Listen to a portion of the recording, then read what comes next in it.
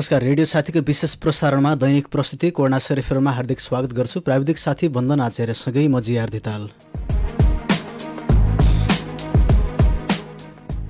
Corona virus कोभिड-19बाट बच्न अपनाउनु पर्ने पर्याप्त सावधानी र सचेतना केन्द्रित कार्यक्रम कोरोना सेरेफेरमा हामी महामारीको रूपमा विश्वभर फैलिएको कोरोना भाइरस, यसले निम्त्याएको सङ्कट र रोकथाममा केन्द्रित रहेर कुराकानी गर्ने गर्छौँ।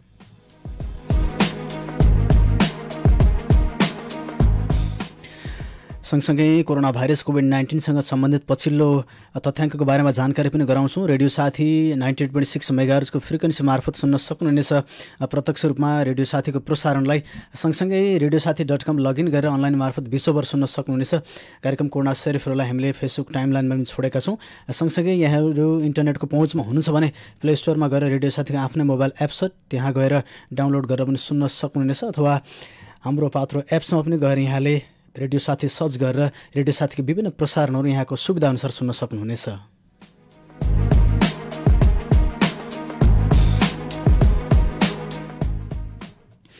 कार्यक्रम कोरोना सेरेफेरको सुरुवातमा जानकारी गरौँ। कोरोना भाइरस कोभिड-19सँग सम्बन्धित पछिल्लो तथ्याङ्कको बारेमा जानकारी सबैभन्दा पहिला विश्वको तथ्याङ्क यहाँहरू माझमा राख्न चाहन्छु। यति बेला कोरोना भाइरस कोभिड-19को प्रभाव विश्वभर फैलिरहेको छ र कोरोना भाइरसले एकैसाथ विश्वभर प्रभाव जमाएको अवस्था छ र करिब 1 करोडको हाराहारीमा विश्वका सङ्क्रमितहरू पुग्ने अवस्था देखिन्छ। यति बेला कोरोना भाइरसबाट विश्वका विभिन्न मुलुकहरूमा सङ्क्रमितको सङ्ख्या 97 लाख नागेको छ। अहिलेसम्म 97,10,000 बढी व्यक्तिहरू सङ्क्रमित भइसक्दा कोरोना भाइरसको सङ्क्रमणपछि निको हुनेको सङ्ख्या पनि 52,79,000 भन्दा बढी छ।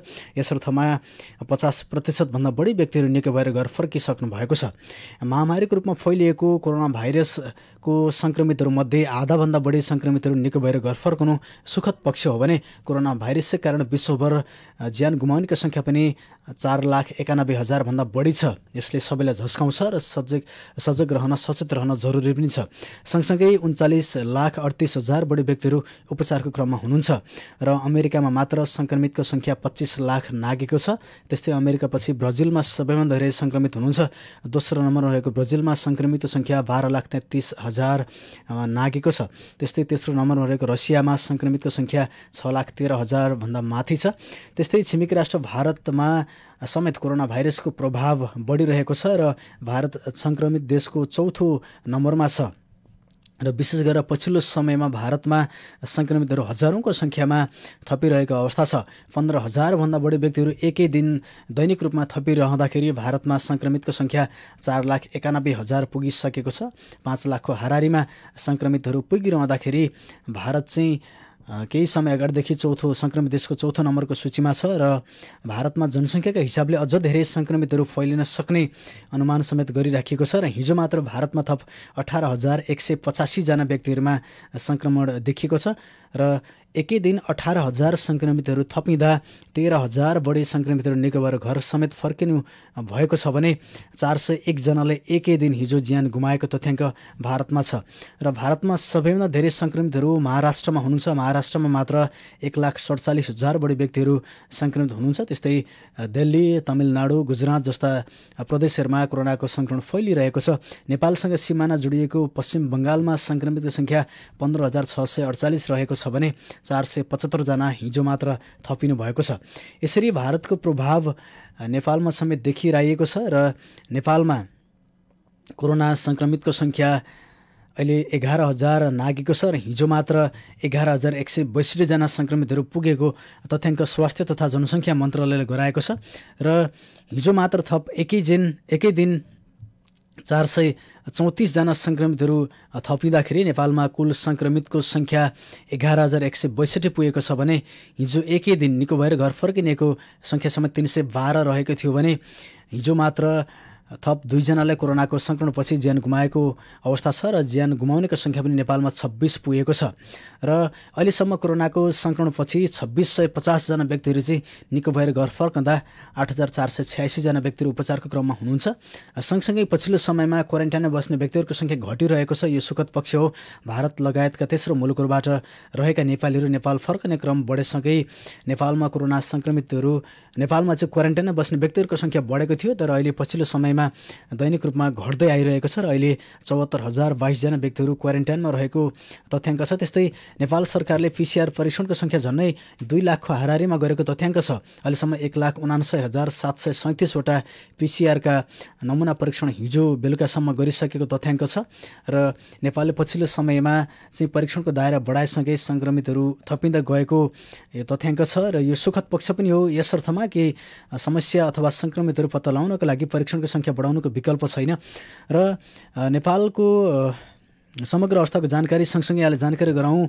प्रदेश नम्बर 1 मा चाहिँ सङ्क्रमितको सङ्ख्या बढिरहेको अवस्था छ। प्रदेश नम्बर 1 मा पनि 500 नागेको छ। अहिलेसम्म 503 जनामा कोरोना सङ्क्रमण पुष्टि भएको मुख्यमन्त्री तथा मन्त्री परिषद कार्यालयमा रहेको कोरोना सूचना डेस्कले उपलब्ध गराएको छ र झापामा मात्र सङ्क्रमितको सङ्ख्या 217 पुगेको छ। 217 सङ्क्रमित मध्ये 165 जना निको भएर घर फर्किनु भएको छ र झापाका सङ्क्रमितहरूमा कचनकौलमा 128, मेचीनगरमा 18 हुनुहुन्छ, गौरीगञ्जमा 17 हुनुहुन्छ, बुद्ध शान्तिमा 11, बारादशी गाउँपालिकामा 8 जना हुनुहुन्छ, भद्रपुर र हल्दीबारीमा 6 जना रहँदा अर्जुनधारामा 5 जना हुनुहुन्छ।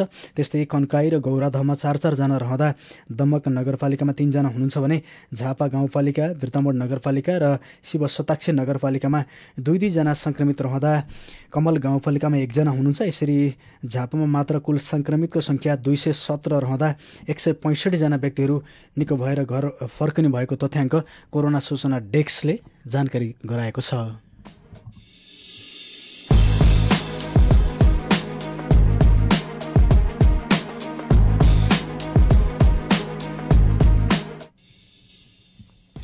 कोरोना भाइरस कोभिड-19सँग सम्बन्धित पछिल्लो तथ्याङ्कको बारेमा जानकारीपछि कार्यक्रम कोरोना शरीफमा आजको विषयवस्तुतर्फ हामी लाग्न चाहन्छौँ। विशेष गरेर आज हामी मेचीनगर नगरपालिका र नगरपालिकाले समयमै बजेट ल्याउन नसक्नुको अवस्थाको बारेमा, त्यसको परिणामको बारेमा चाहिँ हामी चर्चा गर्न गइरहेका छौँ। विशेष गरेर प्रत्येक स्थानीय तहले चाहिँ असार 10 गते भित्रमा आगामी आर्थिक वर्षको लागि बजेट पेश गर्नुपर्ने हुन्छ, प्रस्तुत गर्नुपर्ने हुन्छ र 15 दिनको छलफल पश्चात नगरसभामा, गाउँसभामा 15 दिनसम्मको छलफल पश्चात असार 25 गते भित्रमा बजेट पारित गर्नुपर्ने अवस्था रहन्छ। यसै सन्दर्भमा नेपालको अधिकांश स्थानीय तहले चाहिँ बजेट प्रस्तुत गरेर छलफलको क्रममा छन्, पारित गर्ने तयारीमा छन् भने नेपालका केही स्थानीय तहहरूले गत वर्ष चाहिँ अहिलेसम्म पनि बजेट प्रस्तुत गर्ने नसकिरहेको कुराहरू आइरहेका छन् र मेचीनगर नगरपालिकाले समेत बजेट आर्थिक वर्ष 77-78 का लागि बजेट प्रस्तुत गर्न नसकेको भन्ने समाचारहरू आइरहेका छन् र यस अर्थमा सञ्चार माध्यममा चाहिँ नगर प्रमुख र नगर उपप्रमुखले आफ्नो क्षेत्रबाट फरक फरक किसिमको बजेटहरू प्रस्तुत गरेको भन्ने कुराहरू पनि आइरहेका छन् र नगर प्रमुख र उपप्रमुख मार्फत चाहिँ सञ्चार माध्यम मार्फत नै आफ्नो व्यक्तिगत धारणाहरू पनि आइरहेका छन् र एक अर्कामा आरोप प्रत्यारोप पनि चलिरहेको अवस्था छ। यद्यपि नगर प्रमुख, नगर उपप्रमुख लगायत नगरपालिका स्रोतले चाहिँ हामी समयमै बजेट ल्याउँछौँ, यद्यपि अर्थ मन्त्रालयले दिएको निर्देशन भने नगरपालिकाले उल्लङ्घन गरिसकेको अवस्था छ अथवा नेपाल सरकार अर्थ मन्त्रालयले दिएको मापदण्ड अथवा समयसीमाभित्र नगरले बजेट प्रस्तुत गर्न नसकेको घटनाक्रम त बाहिरिसकेको छ र नगर प्रमुखबाट चाहिँ हिजो मात्र पनि पत्रकार सम्मेलनको आयोजना गरेर बाह्य हस्तक्षेप नगरमा भएको र जसको कारण चाहिँ समयमै बजेट ल्याउन नसकेको जस्ता कुराहरू पनि आइरहेका छन् भने सँगसँगै उपप्रमुखले चाहिँ नगर प्रमुखले आफ्नो व्यक्तिगत रूपमा अथवा छुट्टै नगरको बजेटको खाका प्रस्तुत गरेका कारण चाहिँ बजेट समयमै ल्याउन अवरुद्ध भइरहेको, ढिलाइ भइरहेको कुराहरू पनि आइरहेका छन् र सँगसँगै अर्को कुरा पनि आइरहेको छ कि नगरपालिकाभित्र रहने कार्यपालिका सदस्यहरूले चाहिँ नगरले छुट्याउने बजेटमा आफ्नो हिस्सा अथवा कार्यपालिका सदस्य मार्फत छुट्टिने बजेटको हिस्सा माग गरेको र प्रत्येक कार्यपालिका सदस्यलाई चाहिँ 25 लाख बराबरको बजेट छुट्टिनुपर्ने माग गरिरहेको खबरहरू पनि बाहिरिरहेका छन्। यद्यपि त्यसको यथार्थ अवस्था के छ अथवा नगरपालिका सदस्यहरूले चाहिँ किन 25 लाखसम्मको बजेट माग गरिरहनु भएको अवस्था छ भन्ने विषयमा कुराकानी गर्नका लागि आज हामी नगर कार्यपालिका सदस्यसँग जोडिने प्रयासमा छौँ। विशेष गरेर चाहिँ यो नगरपालिकाले प्रस्तुत गर्ने बजेटमा चाहिँ नगर कार्यपालिकाको महत्त्वपूर्ण भूमिका हुने गर्छ र त्यसमा पनि मेचीनगरको हकमा पछिल्लो समयमा कार्यपालिका सदस्यहरूले लिनुभएको अडानको कारण बजेट रोकिएको भन्ने खबरहरू आइरहँदाखेरि हामी कार्यपालिका सदस्यहरू मार्फत नै के भइरहेको छ र नगरले बजेट किन समयमै ल्याउन सकिरहेको छैन भन्ने विषयमा कुराकानीमा जोडिने प्रयासमा छौँ। यद्यपि टेलिफोन सम्पर्क चाहिँ स्थापित हुन सकिरहेको छैन र यहाँलाई जानकारी गराउँ, प्रत्येक स्थानीय तहले चाहिँ असार 10 गते भित्रमा बजेट आर्थिक वर्ष 77-78 आगामी वर्षको बजेट सम्पूर्ण कार्ययोजना प्रस्तुत गर्नुपर्ने हुन्छ र मेचीनगर नगरपालिकामा लामो रसाकसीपछि समेत असार 10 गते बेलुकी 8 बजेसम्म पनि छलफल चलेको, तर नगरसभामा चाहिँ बजेट प्रस्तुत हुन नसकेको अथवा छलफल सुरु हुन नसकेको खबरहरू बाहिरिरहेको अवस्था छ। र हिजो मात्र पनि नगरपालिकाले नगरभित्रका विभिन्न राजनीतिक दलका प्रतिनिधिहरूसँग भेटेर छलफल गरेको, परामर्श गरेको भन्ने खबरहरू पनि बाहिरिरहेका छन्। के नगरपालिकामा राजनीतिक हस्तक्षेप रहन्छ अथवा राजनीतिक दलहरूको प्रभाव रहन्छ, त्यसले पनि बजेट चाहिँ समयमै प्रस्तुत हुन नसकिरहेको अवस्था छ। यसतर्फ पनि आम चासोको विषय बढिरहेको छ। हामी आगामी भागमा पनि स्थानीयका गुनासोहरू अथवा चासोहरू चाहिँ समेट्ने हामी प्रयास गर्नेछौँ।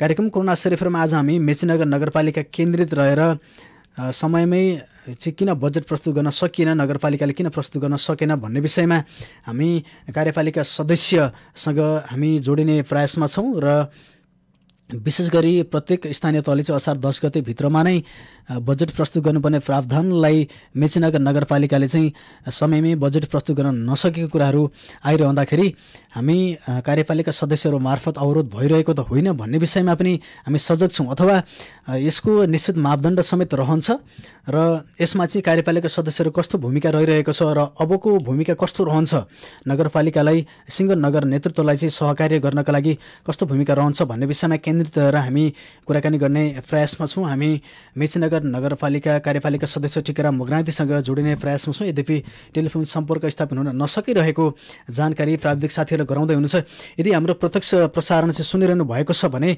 हामी कार्यपालिका सदस्य टिकाराम मगराइतीज्यूलाई हाम्रो स्टुडियो टेलिफोन नम्बर 023-563-029 मार्फत जोडिनेका लागि म आग्रह पनि गर्न चाहन्छु, किनकि कार्यक्रम कोरोना सेरेफरमा आज हामी मेचीनगर नगरपालिका मार्फत चाहिँ प्रस्तुत हुने वार्षिक बजेटको अवस्थाको बारेमा जानकारी लिने हामी प्रयासमा छौँ। यद्यपि प्राविधिक साथीहरू सम्पर्क स्थापित गर्ने प्रयासमा हुनुहुन्छ र नगरका नगरवासीहरूले चासोको रूपमा पनि हेरिरहेको अवस्था छ। यद्यपि नगर नेतृत्वबाट अथवा नगर प्रमुख नगर उपप्रमुख मार्फत समेत चाहिँ समयमै हामी ल्याउँछौँ र असार 10 गते भित्रमै बजेट प्रस्तुत हुन नसके पनि अबको केही दिनभित्रै हामी नगरको हितमा नगरमा चाहिँ सम्पूर्ण गतिविधिहरूलाई चाहिँ चलायमान बनाउने किसिमको हामी बजेट लिएर आउँछौँ र सबैको साथ सहयोगसहित सहमतिसहित हामी बजेटहरू लिएर आउँछु भनेर आश्वस्त पारिरहेको अवस्था पनि छ। यो अवस्थामा चाहिँ यति बेला यो सङ्क्रमण र जोखिमको अवस्थामा चाहिँ स्थानीय तहहरूको भूमिका महत्त्वपूर्ण रहन्छ। विशेष गरेर अबको यो क्रममा चाहिँ नगरले कस्तो बजेट ल्याउँछ, कस्ता क्षेत्रलाई चाहिँ प्राथमिकतामा राखेर बजेटहरू सार्वजनिक गर्छ भन्ने कुरा महत्त्वपूर्ण रहिरहँदाखेरि स्थानीय तहले चाहिँ समयमै बजेट ल्याउन नसकिरहँदा चासोको विषय समेत बनिरहेको अवस्था छ। यहाँलाई जानकारी गराउँ, कोरोना भाइरसको प्रभाव नेपालमा बढिरहेको अवस्था छ र हिजोसम्मको तथ्याङ्क हेर्दाखेरि नेपालमा 11,000 भन्दा धेरै सङ्क्रमितहरू भइरहँदाखेरि आज बिहान थप गण्डकी प्रदेशमा 25 जना नयाँ सङ्क्रमितहरू थपिएको अवस्था छ र यो सँगसँगै गण्डकी प्रदेशमा मात्र 792 जना सङ्क्रमितहरू थपिनु भएको तथ्याङ्क छ र आज मात्र थपिएका 25 जना सङ्क्रमितहरूमा पूर्व नवलपरासीका 21 जना हुनुहुन्छ। त्यस्तै तनहुँ, स्याङ्जा र बागलुङका सङ्क्रमितहरू रहेको प्रदेश सरकार सामाजिक विकास मन्त्रालय स्वास्थ्य निर्देशनालयले जानकारी दिएको छ। यो गण्डकी प्रदेशको खबर हो। सँगसँगै नेपालमा चाहिँ जसरी स्वास्थ्य सेवा दिइराखेको अवस्था छ अथवा विशेष गरी आइसोलेसनको व्यवस्था गरिएको छ, आइसोलेसनमा समेत भरपर्दो सेवा नभएको र आइसोलेसनमै केही व्यक्तिहरूको ज्यान गइरहँदाखेरि यो दुःखद खबरहरू पनि आइरहेको अवस्था छन् र यसको विरोध पनि भइरहेको छ। सँगसँगै क्वारेन्टाइनहरूमा चाहिँ सङ्क्रमितहरू बढिरहँदाखेरि क्वारेन्टाइनहरूको व्यवस्थापनमाथि पनि प्रश्न उठिरहेको अवस्था छ र सप्तरी जिल्लाको राजविराज कोरोना सङ्क्रमित राखिएको आइसोलेसन केन्द्रमा चाहिँ त्यहाँ लापरवाही भएको अथवा महामारीको रूपमा फैलिने खतरा बढेको समाचारहरू पनि आइरहेका छन्। यद्यपि यो सप्तरी राजविराजको प्रतिनिधि घटना मात्र हो। सुदूरपश्चिममा पनि यस्तै सङ्क्रमण चाहिँ क्वारेन्टाइनबाट फैलिएको र प्रदेश नम्बर 5 को बाँकेमा पनि यसरी नै क्वारेन्टाइनबाटै सङ्क्रमितहरू फैलिएको अवस्था चाहिँ देखिएको अवस्था छ र नेपालमा चाहिँ विभिन्न क्षेत्रमा रहेका अथवा विभिन्न स्थानमा रहेका क्वारेन्टाइनहरूलाई थप व्यवस्थित गर्नुपर्ने भन्ने कुराहरू पनि आइरहेको अवस्था छ र यसै सन्दर्भमा चाहिँ नेपाल सरकारले पछिल्लो समयमा क्वारेन्टाइन भवनहरूलाई थप व्यवस्थित गर्ने र विभिन्न विद्यालयमा भएका क्वारेन्टाइनहरूलाई चाहिँ सामुदायिक भवनहरूमा चाहिँ स्थापित गर्ने भन्ने कुराहरूमा आइरहँदाखेरि अझ धेरै आइसोलेसन अथवा क्वारेन्टाइनहरूलाई चाहिँ व्यवस्थित गर्नुपर्ने अवस्था देखिएको छ। कार्यक्रम कोरोना सेरोफेरोको हामी क्रममा छौँ, हामी कुराकानीलाई जोड्ने प्रयासमा छौँ। यद्यपि हामी एकैछिन कोरोना ब्रेकतर्फ लाग्न चाहन्छौँ। कार्यक्रम कोरोना सेरोफेरोमा हामी कोरोना भाइरस कोभिड-19ले निम्ताएको सङ्कट, यसको रोकथाममा केन्द्रित रहेर कुराकानी गर्छौँ। सँगसँगै पछिल्लो ताजा अवस्थाको बारेमा जानकारी लिन्छौँ। सँगसँगै यहाँहरूसँग जोडिएका आम चासोका विषयवस्तुमा रहेर पनि अतिथिहरूसँग जोडिने प्रयासमा छौँ। एकैछिन कोरोना ब्रेक लिन्छौँ, त्यस पछाडि हामी कुराकानीलाई थप जोड्ने प्रयासमा रहनेछौँ। कार्यक्रम कोरोना सेरोफेरोको साथमा रहनुहोला।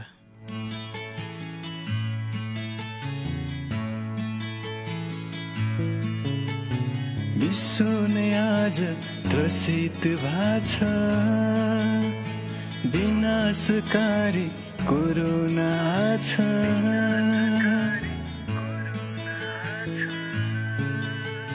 विश्व नै आज त्रसित भाछ,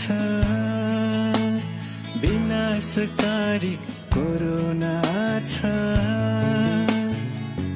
कोरोनाले धेरैको ज्यान गाछ, सबैलाई चिन्तित बनाछ। सफा रहे सचेत बने कोरोना भाग्नेछ। ख्याल ख्याल गरे कोरोनाले ज्यान हाम्रो लाग्नेछ।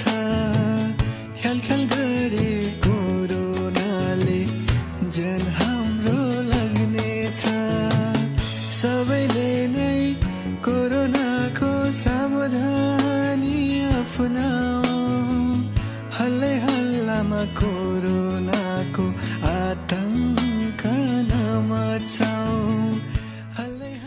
यो छोटो ब्रेक पछाडि पुनः स्वागत गर्न चाहन्छु कार्यक्रम कोरोना सेरोफेरोमा। यति बेला हामीसँग मेचीनगर नगरपालिका कार्यपालिका सदस्य टिकाराम मगराती प्रत्यक्ष सम्पर्कमा आउनु भएको छ। विशेष गरी यो टेलिफोन लाइनमा केही समस्याहरू पनि भइरहेको छ। यद्यपि म कार्यपालिका सदस्य टिकाराम मगरातीज्यूलाई कार्यक्रममा स्वागत गर्न चाहन्छु। सर, यहाँलाई स्वागत छ रेडियो साथीमा। हजुर, नमस्ते सर। विशेष गरी चाहिँ आज हामी मेचीनगर नगरपालिका र त्यसले पनि समयमै बजेट प्रस्तुत गर्न नसकिरहेको अवस्थाको बारेमा यहाँसँग जोडिएका छौँ। के छ यो मेचीनगर नगरपालिकाले किन समयमै बजेट प्रस्तुत गर्न सकेन? कार्यपालिका सदस्यको हिसाबले चाहिँ एउटा महत्त्वपूर्ण भूमिका रहने गर्छ, किन यसरी ढिलाइ भयो सर? हजुर जे सर, अहिले कार्यपालिकाले जुन हिसाबले नीति कार्यक्रम बजेट नगरसभामा प्रस्तुत गर्नुपर्ने हो, केही नीतिगत कुराहरूसँग समस्या सिर्जना भएर खास गरी प्रमुख र उपप्रमुखज्यूले प्रस्ताव गरेको एजेन्डाहरूमा सहमति जुट्न नसकेपछि नगरसभा सम्पन्न हुन सकेन सर। अब यसमा चाहिँ जस्तो नगर प्रमुख र नगर उपप्रमुखले प्रस्तुत गर्नुभएको बजेटमा चाहिँ उपप्रमुखज्यूले प्रस्तुत गर्नुभएको बजेटमा सम्पूर्ण कार्यपालिकाहरूको चाहिँ यो पार्टीगत हिसाबले पनि अब एकैबद्धता रहन्छ नि, यो रुलिङ रहन्छ। यसमा चाहिँ विशेष गरी कार्यपालिका सदस्यहरूले चाहिँ एउटा रकम नै डिमान्ड गर्नुभएको अथवा यति छुट्टिनुपर्छ कार्यपालिका सदस्य मार्फत भन्ने कुराहरू बाहिर रहेका छन्, यो यथार्थ के हो सर? उपप्रमुखले प्रस्ताव गरेको कुरामा सरले भने जस्तै खास गरी हामीले चाहिँ वाडाहरूलाई हामीले जसरी सिंहदरबारको चाहिँ अधिकारलाई जनताको घर घरमा पुर्याउने भनेका छौँ, सोही अनुसारको वाडालाई बलियो बनाउने र जनताका बीचमा जनमैत्री कार्यक्रम लाने गरी चाहिँ नीति कार्यक्रम र बजेट प्रस्तुत गरेका छौँ र त्यसमा केही अब्जेक्सनहरू भएपछि यो समस्या भएको हो। र अहिले तपाईँले गर्नुभएको प्रश्न जुन कार्यपालिकाले चाहिँ बजेटको डिमान्ड गरेको भन्ने कुरा छ, कार्यपालिका सदस्यहरू पनि एउटा जनप्रतिनिधिको हैसियतले कार्यपालिकामा रहेको हुँदाखेरि जनताको आवश्यकतालाई सम्बोधन गर्नका निम्ति केही योजनाहरू, जुन योजना चाहिँ बजेट बिना असम्भव हुन्छ, त्यो योजनाहरू छान्दाखेरि बजेटको कुरा आएको हो र त्यो अधिकार पाउनुपर्छ भन्ने कुरा चाहिँ हामीले हाम्रो उपप्रमुख मार्फत प्रस्ताव गरिएको नीति कार्यक्रम र बजेटमा छ। त्यो विषयमा नगरपालिका खास गरी नगर प्रमुख असहमति भएपछि यो चाहिँ नगरसभा अवरुद्ध भएको छ। जस्तो किन अब सिंहनगरले चाहिँ एक किसिमका आफ्ना कार्य योजनाहरू, विकास निर्माणका गतिविधिहरू अथवा बजेटलाई कसरी चलायमान गर्ने भन्ने कुरा त सिंह नगरपालिकाभित्र सम्पूर्ण कार्यपालिकाको बोर्ड रहन्छ, सदस्यहरू रहनुहुन्छ, अन्य नगर परिषद सदस्यहरू रहनुहुन्छ अथवा सिङ्गो जनप्रतिनिधिहरूको एउटा जुन टिम छ नगरपालिकामा चाहिँ सबै सिङ्गो एउटा संस्थाभित्र रहेको सदस्यहरू भइरहँदाखेरि चाहिँ अब छुट्टै नगरपालिका अथवा कार्यपालिका सदस्यहरूमा चाहिँ छुट्टै बजेटको रुलिङ हुनुपर्छ भन्ने कुरा चाहिँ किन आइरहेको छ सर? ज्यासरी यसमा हामीले के बुझ्न पर्यो भने सिङ्गो नगरले नै गर्ने हो सबै कुरा, त्यसमा दुई मत छैन। तर त्यो सिङ्गो हुनलाई पनि सबैको चाहिँ अभिमत, सबैको आफ्नो चाहिँ एजेन्डाहरू, सबैको आफ्नो दृष्टिकोणहरू एक ठाउँ ल्याएर त्यसलाई एउटा ठोस रूप दिएपछि मात्रै सिङ्गो हुन्छ। र यो चाहिँ सिङ्गो हुनुभन्दा अगाडिको कसरी सिङ्गो बनाउने नीति कार्यक्रम बजेट, कसरी स्थानीय सरकारको एउटा चाहिँ ठोस कार्यक्रम तय गर्ने भन्ने सवालकै छलफलमा आएको विषयहरू हो। त्यसो हुँदाखेरि यसलाई एकैचोटि सिङ्गो बनाउन खोजियो। त्यहाँभित्र भएका जुन विन्सहरू हो, जुन क्षेत्रहरू हो, जुन प्रतिनिधिहरूले ल्याएका एजेन्डाहरू हो, त्यसलाई व्यवस्था गरेर सिङ्गो भनेर नगरको टाउको वा विशेष व्यक्ति वा पदलाई आधार मानेर सिङ्गो ठान्न थालियो भने त्यो चाहिँ हिजो राजा हुँदा भन्दा कुनै फरक हुँदैन। म तपाईँलाई अर्को कुरा यहाँ जोडौँ कि अहिले जसरी कार्यपालिकाहरूले बजेटको डिमान्ड गरे भनेर अफवाह फैल्याउने गरी र सामाजिक सञ्जालमा समेत चाहिँ टिकेहरूले पैसो माग्न थाले भन्ने गरीको आइरहेको छ, यो एउटा तपाईँलाई यति कुरा भनौँ, यो हामीले एउटा टेस्ट मात्रै गरेको। यो व्यवस्थामा उत्पीडित समुदायको, महिलाको, आदिवासी जनजाति, लोपोन्मुखहरूको जुन प्रतिनिधित्व छ त्यो प्रतिनिधित्वलाई नेतृत्वले वा समाजले आत्माबाट स्वीकार गरेको छ कि छैन भनेर टेस्ट मात्रै गरेको हो नि। त्यो टेस्टमा के देखियो भने अहिलेसम्म भ्रम फैलाउने र त्यसको विरुद्धमा चाहिँ अफवाह फैलाउने बाहेक अर्को चिज देखिएन। त्यसो भएको हुँदाखेरि यसले राम्रो सङ्केत गरिरहेको छैन हाम्रो व्यवस्थाप्रति भन्ने कुरा म राख्न चाहन्छु। त्योसँगै यी सबै जसले कुरा उठाएको छ अथवा प्रमुख, उपप्रमुख, यी सबै हामी सबै प्रतिनिधि एक हिसाबले भन्ने हो भने सबै टिके नै हो कि जनताबाट निर्वाचित हुने कुरा मात्रै होइन, पार्टीबाट टिकट लिएर आउने सन्दर्भमा पार्टीभित्र कसले कुन कार्यकर्ताको मन जितेर त्यहाँबाट छानिएर आएको छ, पार्टीभित्र चाहिँ छानिनु पूर्व यिनीहरू पनि पार्टीबाट आएका टिकेहरू नै हुन् अर्को हिसाबले भन्ने हो भने। र जनतामा निर्वाचितको कुरा गर्ने हो भने हामीलाई व्यवस्था अनुसार पार्टीले प्रतिनिधित्व गराएको हुँदाखेरि हामीले त्यहाँबाट त्यो विधिसम्मत ढङ्गले चाहिँ यो एजेन्डाहरू अगाडि सारेका छौँ। र यो एजेन्डामा जसरी कार्यपालिकाले माग्ने के हैसियत, कार्यपालिकाहरू भनेको टिके हो भन्ने हो भने यो संविधान विरोधी कुरा हो, यो चाहिँ कानुन विरोधी कुरा हो। र यो व्यवस्थालाई आत्माबाट नस्वीकार्नु भनेको थप हिंसाको निम्ति चाहिँ समाज अझै अगाडि जान सक्छ भन्ने कुरा देखिन्छ। जस्तो अब नगर प्रमुखले चाहिँ विशेष गरेर जसरी बजेटको खाका आयो उपप्रमुख मार्फत यहाँ चाहिँ सिङ्गो नेकपा पार्टी, नेकपा नेपाल कम्युनिस्ट नेकपाको चाहिँ एउटा खाका बनिएको अथवा यो पार्टीले प्रस्तुत गरेको बजेटको खाकालाई नगरपालिकामा लागू गर्न सकिँदैन भन्ने किसिमको प्रतिक्रिया समेत दिएको भन्ने कुराहरू पनि आइरहेका छन्। के राजनीतिक प्रभाव नगरपालिकाभित्र देखिएको हो मेचीनगरमा? यस्तो छ, पहिलो कुरा के बुझ्नु पर्यो भने मेची नगरपालिका कसैको प्राली होइन, कसैको प्राइभेट लिमिटेड होइन। मेची नगरपालिका त्यो राजनीतिक संस्था हो, त्यहाँ राजनीतिक पार्टीबाट हामी प्रतिनिधित्व गर्छौँ र स्वाभाविक रूपमा हाम्रो राजनीतिक पार्टीको नीति कार्यक्रम बजेटमा दृष्टिकोण छ। तर जस्ताको तस्तै राजनीतिक पार्टीले त्यहाँ प्रवेश गरेर कुरा उठाइरहेको छैन। आफ्ना जनप्रतिनिधि मार्फत जनताको बीचमा पुर्याउने कार्यक्रमहरूलाई हाम्रो दलको, संसदीय दलको व्यवस्था अन्तर्गत हामीले मेची नगरपालिकामा प्रस्तुत गरेका छौँ। जस्तो कहिलेकाहीँ चाहिँ मेची नगरमा अब यो चाहिँ तपाईँको बहुमत सङ्ख्याको आधारमा पनि मतभेदहरू रहने गर्छन् अथवा बहुसङ्ख्यकहरूले चाहिँ अलिकति निषेधको वातावरण पनि बन्न सक्छ भन्ने कुराहरू पनि आइरहँदाखेरि मेचीनगरभित्र चाहिँ यसको प्रभाव कतिको छ सर? होइन, सहमति हुन सकेन भने हाम्रो पद्धतिले, हाम्रो विधिले, हाम्रो व्यवस्थाले के भन्छ भने बहुमतले निर्णय गरेर जान्छ। त्यो स्थिति भनेको हाम्रो लोकतान्त्रिक व्यवस्थाको एउटा विधि हो, एउटा उच्चतम विधि हो। त्यो विधिलाई अवलम्बन गर्नका निम्ति यो व्यवस्था मानेर प्रतिनिधित्व गर्ने राजनीतिक पार्टीहरू, जनप्रतिनिधिहरू तयार हुनपर्छ। त्यसको निम्ति हाम्रो संसदीय दल तयार छ। अब जस्तो नगर प्रमुखले त यसरी मनगणन्त हिसाबले अथवा एकतर्फी ढङ्गले ल्याइएको अथवा नगर प्रमुखसँगै सहकार्य नगरिकन ल्याइएको बजेट कदापि स्वीकार्य हुँदैन भन्ने चाहिँ उहाँले आफ्नो अभिव्यक्ति दिइरहनु भएको छ। यसतर्फ त अब वातावरण अझै बिग्रिने जस्तो देखियो नि। प्रमुखसँगको सहकार्य भनेको व्यक्तिगत सम्बन्धका कारण वा नाता सम्बन्धका कारण वा चाहिँ व्यापार व्यवसायमा मिलेका कारण नगर प्रमुखसँग सहकार्य हुँदैन। नगर प्रमुखसँग सहकार्य हुने भनेको विधि सम्मत हुन्छ, हाम्रो स्थानीय सरकारको व्यवस्था अनुसार हुन्छ, राजनीतिक दृष्टिकोणका आधारमा चाहिँ सहकार्य हुन्छ। त्यो कुरालाई हामीले चाहिँ बन्देज गरेर हामी चाहिँ जस्तोसुकै अवस्थामा सबै खाले चाहिँ सम्भावनाहरूलाई निषेध गरेर बन्द गरेर अगाडि बढिरहेका छैनौँ।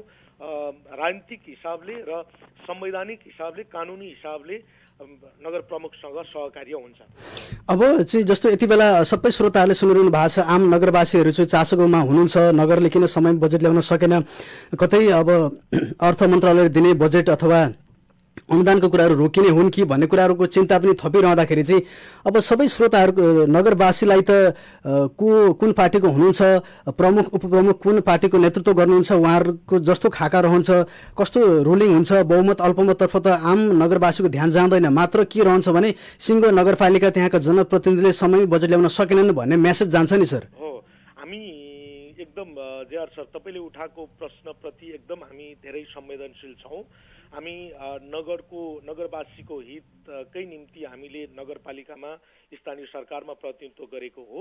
यति हुँदाहुँदै पनि के हो भने गलत किसिमको चाहिँ दृष्टिकोणहरू हावी हुने र जुन नीति कार्यक्रम र बजेट पास हुन्छ त्यसले जनतालाई फाइदा नपुग्ने हो भने रोकिँदाखेरि केही पनि असर पुग्दैन। यद्यपि हामी सही दृष्टिकोणका साथ जनहितमा हुने खालका नीति कार्यक्रम बजेटलाई यो 25 गतेभित्र असार 25 गतेभित्र भए सहमति नभए बहुमतका आधारमा भए पनि पास गरेर लिएर जान्छौँ। त्यसो हुँदा नगरवासीलाई म रेडियो साथी मार्फत एकदम आश्वस्त बनाउन चाहन्छु कि हामी नगरवासीको कुनै पनि भविष्यप्रति खेलवाड गरिरहेका छैनौँ। नगरवासीको हितमा नेकपाको तर्फबाट निर्वाचित जनप्रतिनिधिहरूको तर्फबाट ठोस नीति कार्यक्रम र बजेट जनतालाई अधिकार सम्पन्न बनाउने र विकासका कार्यक्रमहरू घर दैलोमा पुर्याउने गरीका नीति कार्यक्रम लिएर हामीले बहस गरिरहेका छौँ। त्यसो भएको हुँदाखेरि असार 25 सम्म त्यो धैर्यताको निम्ति र त्यो नीति कार्यक्रम बजेट पास हुने कुरामा यहाँहरूको चाहिँ साथ सहयोग र शुभकामना रहन्छ भन्ने विश्वास छ। जस्तो यहाँले सङ्केत गरिरहनु भएको छ, अब चाहिँ सहमतिको प्रयास गरिन्छ अथवा यदि सहमति जुट्न नसकेको खण्डमा समेत संवैधानिक कानुनी व्यवस्था अनुसार पनि अघि बढिन्छ भन्ने सङ्केत गरिरहँदाखेरि अब एक हिसाबले चाहिँ यहाँले आफ्नो त्यहाँ उपस्थिति सङ्ख्याको आधारमा अघि बढ्ने, बहुमतका आधारमा अघि बढ्ने भन्ने कुराहरूलाई सङ्केत गरिरहन्छ। यद्यपि अब नगरको प्रमुखलाई नरिझाइकन अथवा नगरको प्रमुखले असन्तुष्टि देखाइरहँदाखेरि भोलि हुने गतिविधिहरूमा यसले प्रभाव पार्न सक्ला भन्ने एक किसिमको शङ्का पनि छ। त्यसलाई चाहिँ हामीले मध्यनजर गर्नु पनि पर्ने हुन्छ। त्यसतर्फ चाहिँ कार्यपालिका सदस्यको हिसाबले यहाँहरूले अधिकतम सहमति को कुरा जुटाउनको लागि चाहिँ कतिको प्रयास गर्नुहुन्छ? कार्यपालिका सदस्यको अब कस्तो भूमिका रहन्छ सर? जेआर सर, हाम्रो मुख्य समस्या कहाँनिर हो भने विधि ठुलो कि व्यक्ति ठुलो भन्नेमा समस्या हो। विधिभन्दा माथि प्रमुख पनि हुनुहुन्न, मेयर साहब पनि विधिभन्दा माथि हुनुहुन्न। विधिसम्म ढङ्गले आएका कुराहरूलाई कार्यान्वयन गर्नका निम्ति उहाँको चित्त बुझ्छ बुझ्दैन त्यो ठुलो कुरा होइन।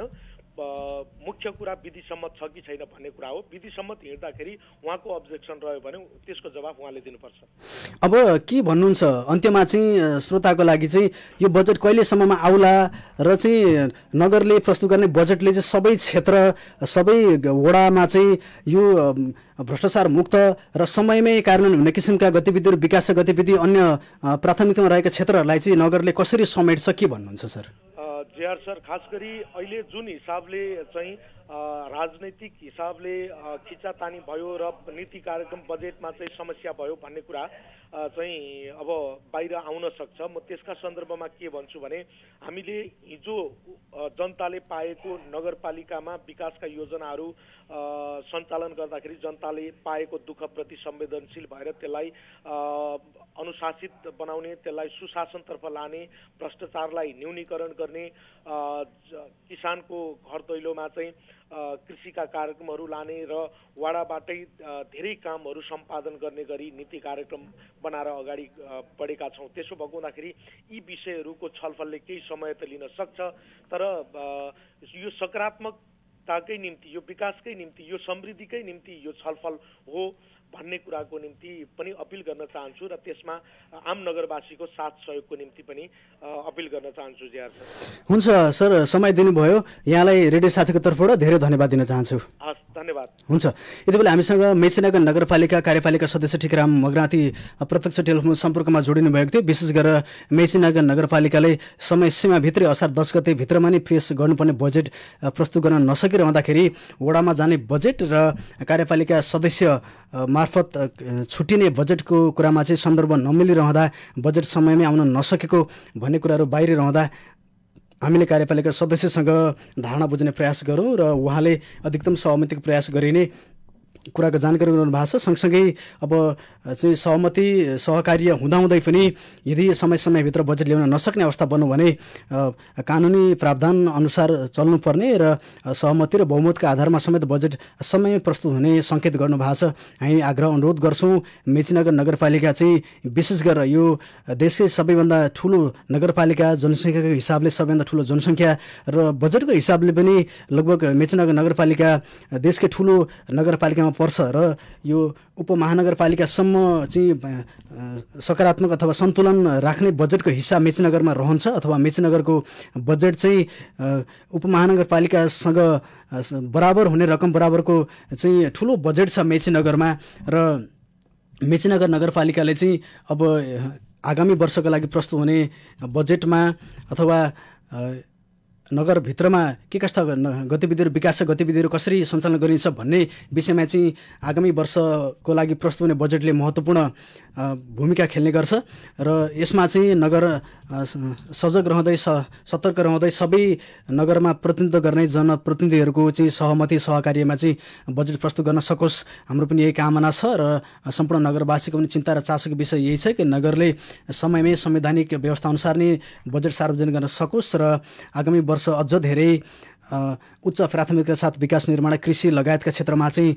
नगरले लगानी गर्न सकोस् भन्ने चाहिँ सबैको चासोको विषय पनि छ र आर्थिक वर्ष 77-78 का लागि चाहिँ 1 अर्ब 46 करोडभन्दा बढीको बजेट आउन लागेको चाहिँ स्रोत चाहिँ नगरपालिकाको आर्थिक प्रशासन शाखाले चाहिँ जानकारी गराइरहेको अवस्था छ र यति ठुलो बजेट रकम आउने लाग्दाखेरि अब छलफल सहकार्य हुन अथवा विवाद हुन पनि सामान्य छ। यद्यपि विवादलाई चाहिँ छलफलको क्रममा अघि बढाइयोस् र हिजो मात्र पनि नगर प्रमुखले चाहिँ अब छलफल सकारात्मकतर्फ मोडिँदै गएको र समयमै बजेट ल्याउनुपर्छ भन्नेमा सबैको एकमत रहेकाले चाहिँ अब केही दिनमै बजेट प्रस्तुत हुने बजेट चाहिँ पास हुने भन्ने कुराको जानकारी गराउनु भएको छ र हामी पनि सोही आग्रह अनुरोध गर्छौँ र कार्यपालिका लगायत सम्पूर्ण कार्यपालिका बोर्डमा रहनुहुने जनप्रतिनिधिहरूलाई यही आग्रह गर्न चाहन्छौँ र जनताबाट चुनिएर गएका जनप्रतिनिधिहरूले चाहिँ जनताको हितमा जनताको विकासमा चाहिँ महत्त्वपूर्ण हिस्सा राख्ने बजेटलाई चाहिँ समयमै प्रस्तुत गर्न सकोस् नगरपालिकाले हामी पनि यही आग्रह अनुरोध गर्न चाहन्छौँ।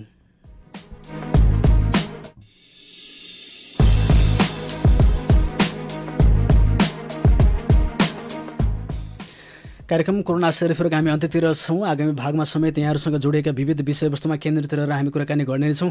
यति बेलासम्म कार्यक्रम सुनेर साथ दिनुहुने तपाईँ सम्पूर्ण श्रोतालाई धेरै धेरै धन्यवाद दिँदै मेचीनगर कार्यपालिका सदस्य ठेकेरा मगरातीज्यूलाई पनि समय सम्वादको लागि धेरै धन्यवाद दिँदै यहाँहरू बीचबाट म प्रस्तुता JR दिताल प्राविधिक साथी बन्दन आचार्यसँगै यहाँहरू बीचबाट बिदा हुन चाहन्छु। नमस्ते। यहाँको बाँकी पल सुखसँग बितोस्।